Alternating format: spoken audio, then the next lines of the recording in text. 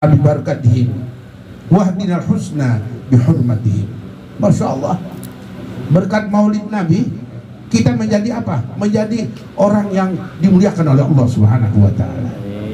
Berkat maulid Nabi kita diangkat derajat kita oleh Allah Subhanahu wa Ta'ala, sebagaimana Allah mengangkat Nabi besar Muhammad setinggi-tingginya, diangkat oleh Allah Subhanahu wa Ta'ala. Berkat apa?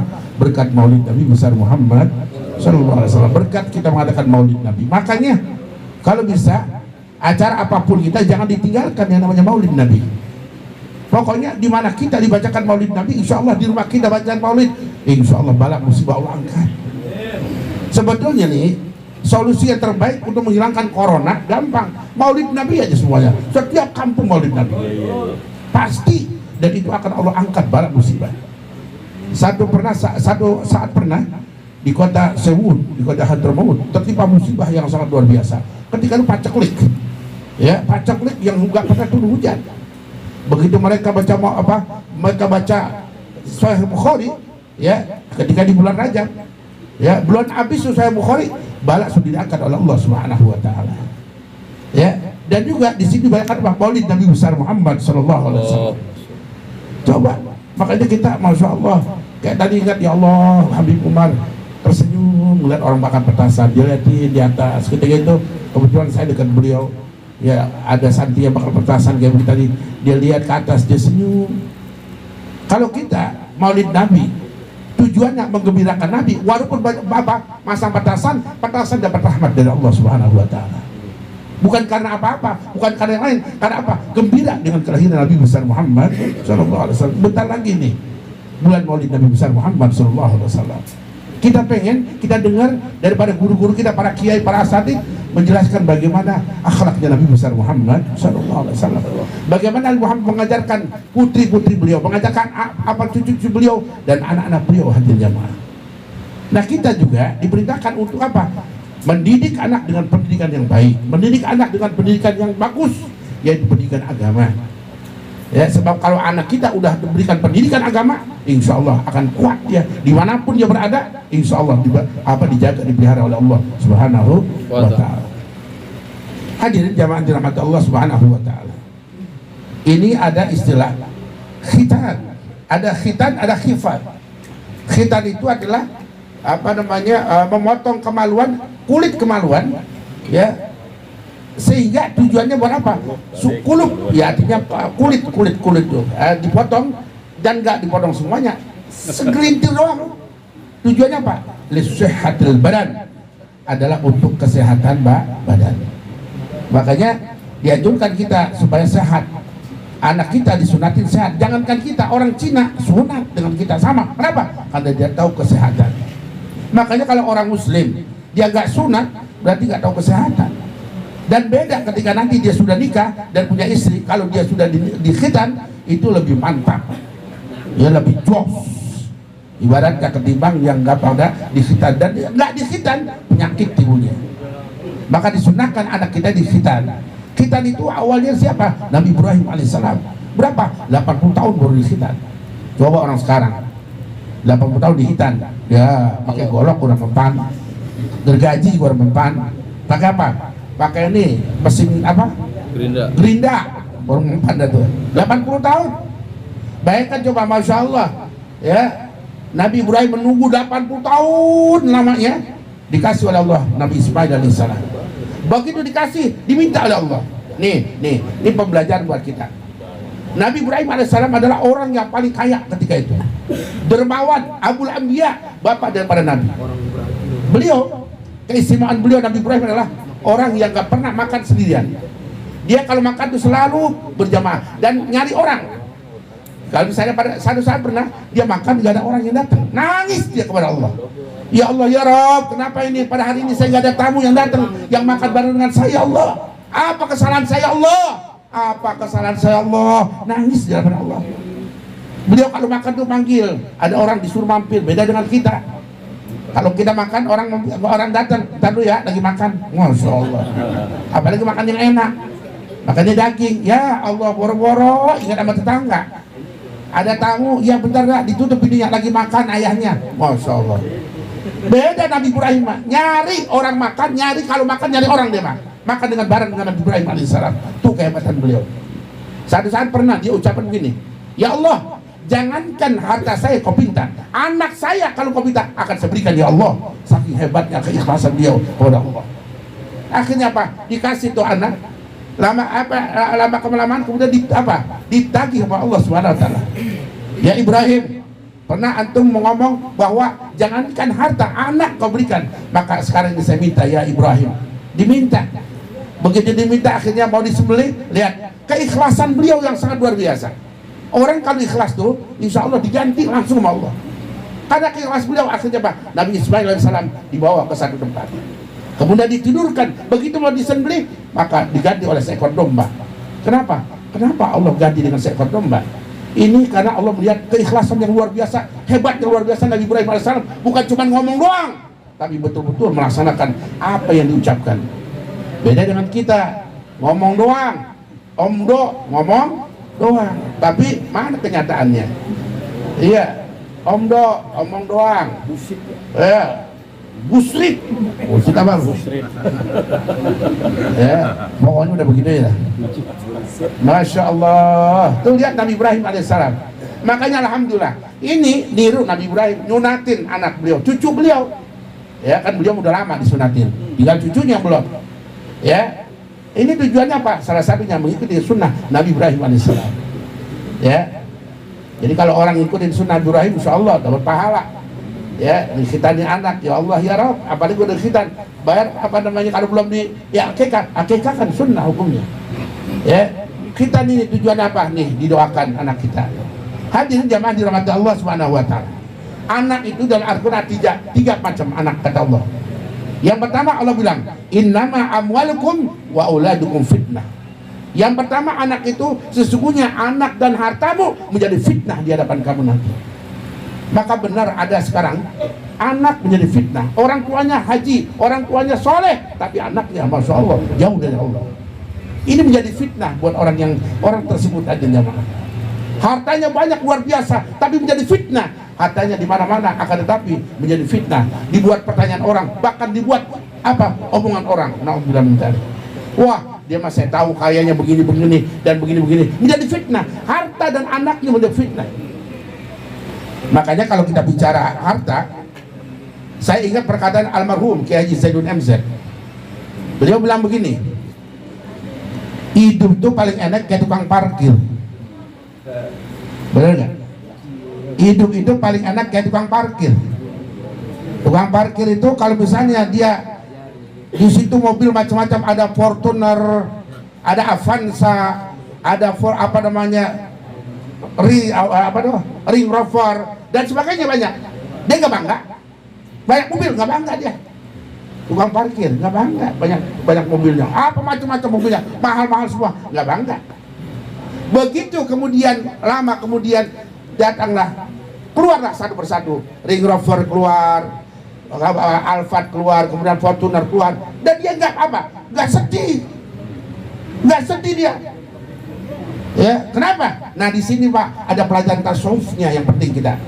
Bukan karena dia nggak sedih, karena wajah karena bukan punya dia, bukan itu masalahnya. Ada tasawufnya di sini. Apa? Beliau ketika diberikan amanah, maka ketika jadi tukang parkir, maka bahwasanya itu parkiran mobil yang diapakan itulah amanah dari orang, dan dia tidak merasa memiliki. Makanya kalau orang yang dikasih amanah kemudian dia jaga, diangkat derajatnya oleh Allah. Kalau manakala harta apapun anak memiliki, punya saya, harta punya saya, anak saya punya saya dan sebagainya. Ketika kita rasa memiliki dalam diri kita, siap-siap aja kecewa. Siap kecewa. Kalau sesuatu harta, pangkat, jabatan dan tujuan, harta, pangkat, jabatan dan sebagainya menjadi milik kita, bukan milik Allah, siap-siap kecewa. Kadang anak yang kita cintai dipanggil oleh Allah, siap kecewa. Tapi ketika ada istri kita yang kita sayangi, kita cintai, cucu kita yang kita sayang diambil oleh Allah, siap kecewa. Kalau memiliki. Tapi kalau dititipi, merasa dititipi oleh Allah, pangkat, jabatan itu adalah titipan dari Allah, maka dia merasa, oh biarin aja, kenapa? Milik Allah. Maka kita nih semua ini titipan dari Allah. Harta kita, pangkat, jabatan itu titipan dari Allah, amanah dari Allah. Jaga tuh amanah yang benar. Abu Ya'uci mengatakan bahwa kita masuk surga neraka itu ada di kita, bukan karena Allah, karena kita.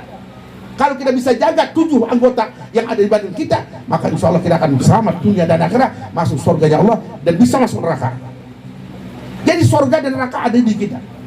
Apa yang perlu kita jaga dalam diri kita? 7 anggota itu. 1, mata kita. Mata kita, awas, hati-hati ya, melihat sesuatu yang diharamkan Allah atau memandang orang dengan pandangan rendah. Yang kedua adalah kuping kita, apa yang kita dengarkan diminta pertanggungjawaban oleh Allah.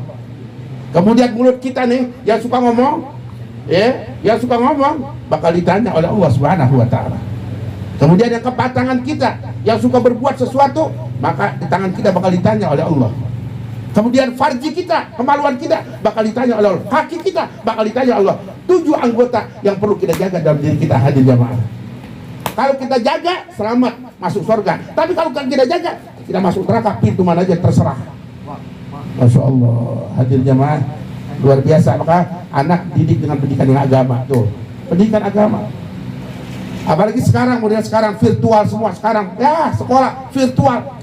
Sekolah dulu aja duduk sama gurunya pada geblek-geblek, apalagi yang virtual. Nanya susah apa susah, udah mau geblek aja. Pulsa jalan terus tapi geblek jalan terus. Bener gak kira-kira? Lah iya, tatap muka aja mereka banyak yang geblek, yang tolol, apalagi yang pakai virtual, yang susah nanya. Udah sekolah, udah absen, lihat udah aja beres. Apa sekolah model kayak begini? Nggak hasilnya. Makanya kalau misalnya anak kita udah sekolah kagak, sekolah model kayak begini, kemudian yang ngaji kagak, hancur deh. Iya, benar, hancur. Makanya anak kita kasih pendidikan agama. Tuh, jangan usah panjang kalam. Yang kedua, anak itu adalah menjadi musuh buat kita. Awas, hati-hati. Innama amwalukum wa auladukum wa azwajukum aduwwalakum fahdhuruhum, kata Allah. Hati-hati. Innama amwalukum, sesungguhnya harta kamu, wa auladukum wa auladukum, dan anak kamu, istri kamu ada menjadi musuh buat kita. Istri kita bisa jadi musuh buat kita, bisa jadi berantem tiap hari, bisa jadi baik tiap hari. Awas, hati-hati, anak kita bisa menjadi musuh.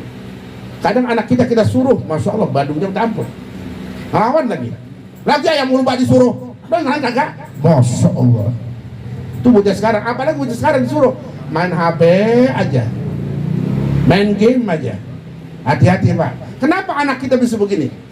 Kenapa anak kita bisa ngelawan sama kita? Bini kita bisa jadi musuh buat kita?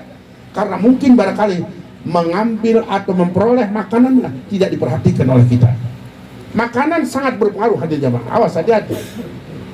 Nabi katakan, dirhamun min riba asyaddu indallah min salasina zayatan fil Islam. Bahwasanya riba itu dirhamun min riba. 1 dirham dari riba, 1 dirham itu 4.000. Kalau ada 4.500 saja kita makan itu harta riba, maka itu dosanya di hadapan Allah Subhanahu wa taala sama berbuat zina 30 kali Nabi sallallahu alaihi wasallam. Itu 500. Bagaimana kalau yang kita makan harta riba tiap hari buat anak kita, istri kita? Pantas anak kita badung campur, pantas anak kita menjadi musuh buat kita, pantas bini kita menjadi musuh buat kita. Innama amwalikum wa auladukum wa azwajukum fitnah. Anak kita, istri kita, keluarga kita sudah menjadi fitnah. Hati-hati baik, makanya kita jaga anak-anak kita, kita jaga istri kita, kita berikan pendidikan anak kita, istri kita kasih tahu. Jangan kita cuma ngasih kerjaan yang ngasih makan aja, ngasih duit dan sebagainya. Jangan. Perhatikan anak kita, istri kita dan sebagainya. Udah sholat apa belum? Kalau belum pakai jilbab, belum. Sudah pakai jilbab, itu tugas kita sebagai seorang pemimpin, hadir jamaah. Kemudian terakhir, yang anak menjadi dambaan buat kita, Rabbana hablana min azwajina wa dzurriyyatina qurrata a'yun waj'alna lil muttaqina imama. Masya Allah, wahai Tuhan kami, aruniakan kepada kami anak-anak yang soleh, anak-anak yang baik, yang mana kita pandang dia tersenyum kepada kita, manakala kita pandang, kita lihat, kita suruh dia nurut kepada kita. Itu anak begini nih, masya Allah, menjadi dambaan buat kita, artinya Pak. Makanya punya anak biar banyak, jangan dikit. Kalau kurang orang mampu, bininya cuma 2, 3, kawin lagi. Takbir. Kan kalau udah enggak ini, kita masih kuat, bini kita udah nggak kuat kerja kesian begitu, ya cari biang lagi. Emang diharamkan? Kagak, dibolehkan. Li ajlil walad, untuk mencari anak banyakin. 5 ke 10 ke, masya Allah. Saya punya guru di Luliang itu punya anak 15. Bini pertama 15, bini kedua 15, jadi 30. Itu saking banyaknya. Kalau ngaji, masya Allah, orang nggak dobol. Itu otak kita, Allah lain lagi. Kerjanya ngapain? Kayak saya ngaji di rumah, belajar kitab, ngajar di bocah, ngadain santri. Itu anaknya 30 biji. 1 15, 1 15, 30 orang. Makanya kalau dia panggil anaknya, bukan apa? Bukan satu-satu. Ya, semuanya panggil. Tong, kalau udah bahasa sudah tuh apa namanya tuh? Jang, ada Jang. Semua merurut kaji dia semua. Orang Jang, semua datang tuh. Jang, kadi Jang. Ya, tapi lihat anaknya. Dari surah Al-Fatihah itu semua ada anaknya. Masya Allah. Alhamdulillahirabbil alamin. Alhamdulillah Muhammad Hamdi. Ya, lillahi rabbil alamin arrahmanir rahim Abdurrahman Abdul Rahim. Malik yaumiddin Abdul Malik. Iyyaka na'budu wa iyyaka nasta'in. Muhammad nasta'in. Ihdinas siratal mustaqim. Muhammad nastaqim. Siratal ladzina an'amta 'alaihim ghairil maghdubi 'alaihim waladdallin. Enggak habis, kenapa? Masa anak namanya 25 maghdubi? Enggak mungkin. Karena saking banyaknya anaknya 30 orang dipanggil Al-Fatihah. Kumpul semuanya. Coba lihat. Nama anak kiai mah cakep-cakep, bagus-bagus. Saya punya anak namanya Abdul Hamid. Yang kedua Ahmad Istikhari. Jadi kan Zulfatul Nihaya. Yang keempat apa? Yang keempat apa namanya Ahmad Istikhari. Ahmad Fatimah. Tuh punya anak 5. Saya baru punya anak baru 5. Insya Allah saya punya target 10. Anak saya 10 ntar. Emaknya 2. 5, 10. Jangan takut, tapi didik dengan benih agama. Orang sekarang karena takut ya Allah, bagaimana kalau punya anak banyak? Siapa?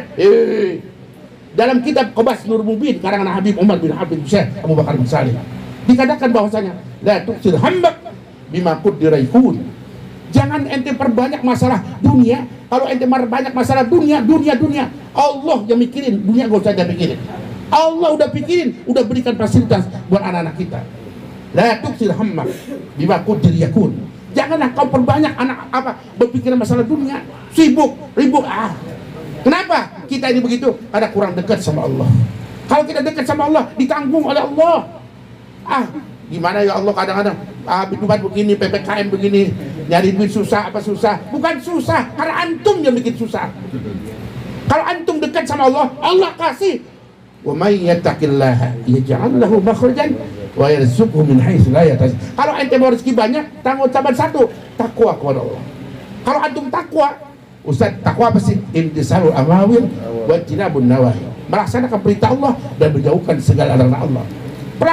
Laksanakan perintah Allah apa? Salat, ngaji nih kayak begini nih, ngaji, nuntut ilmu. Ini berkat majlis taklim. Orang nih ya, makanya jangan jauh-jauh dari majlis taklim. Apalagi model PPKM begini, jauh dari majlis taklim, ya susah, belangsak. Udah susah jauh dari majlis taklim, belangsak yang ada. Tapi kalau kita susah, dekat dengan majlis taklim, dekat dengan ulama, habaib kiai, insya Allah ditanggung oleh Allah. Masya Allah, berkah. Orang bisa sholat, majlis taklim. Orang bisa puasa, majlis taklim.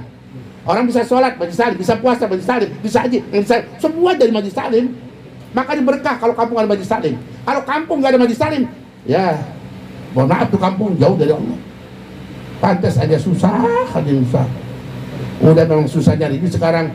Yang parah lagi apa? Ya sekarang boro-boro yang halal, yang haram aja susah. Ya Allah, ngomong begitu. Jangankan yang halal Ustaz, yang haram aja susah. Ini orang udah mati kutu udah. Otaknya udah apa ya? Otaknya itu udah putus sudah. Udah sarafnya udah putus. Nabi bilang, man la yubali iktasabal malu lam yubalillah adkhalahun nar. Barang siapa yang tidak peduli nggak nyari duit, yang penting apa-apa dihabak, mau haram kayak dihabak, halal kayak dihabak, subhat dihabak. Makanya akhirnya apa?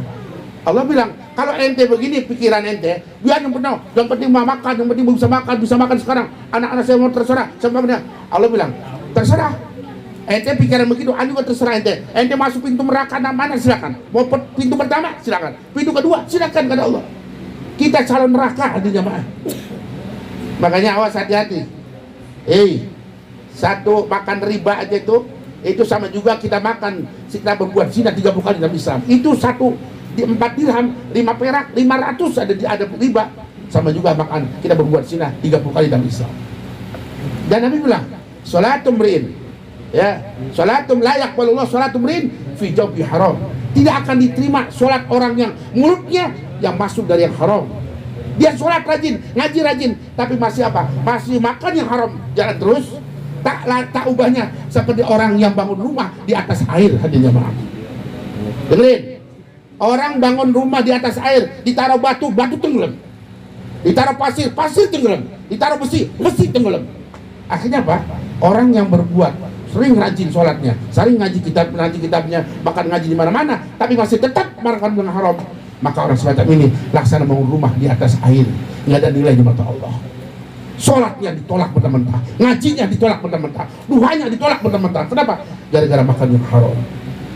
Mulai dari sekarang hadir jamaah, kalau antum pengen hidup berkah, jaga walaupun 500. Jaga, jangan sampai masuk mulut kita, anak-anak kita makan barang yang haram. Awas, hati-hati. Ya, kalau kita udah membiarkan anak kita masuk barang yang haram, bagaimana? Sama juga menjelaskan apa? Menjebloskan dari api neraka jahanam. Ya Allah, na'udzubillah min dzalik. Ya, orang kayak begini nih, masya Allah. Nabi bilang, kullu nabatin, ya, kullu rahmin nabata minal haram, fannaru aula bih.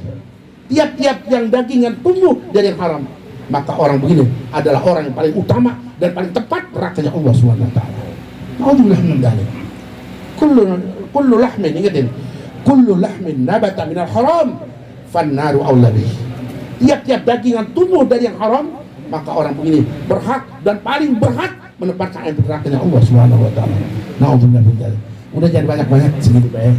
Entar juga ya, mudah-mudahan dapat hidayah dari Allah ya. Ya, soal kita doakan nih Bapak Toto, mudah-mudahan panjang umur, sehat walafiat, diberikan rezeki yang barokah, umur yang barokah, dan mudah-mudahan cucu beliau jadikan anak yang soleh dan solehah, menjadikan anak yang dambaan buat orang tuanya dan kedua orang tuanya juga engkongnya.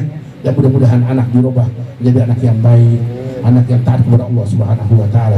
Dan mudah-mudahan kita semua, anak-anak kita dan keluarga kita dijadikan oleh Allah keluarga yang bagus, keluarga yang yang disayang oleh Allah, yang dicintai Nabi besar Muhammad sallallahu alaihi wasallam. Dan mudah-mudahan Allah berikan panjang umur, sehat walafiat, berikan rezeki yang barokah, umur yang barokah, dan insyaallah kita meninggal husnul khatimah. Al-Fatihah.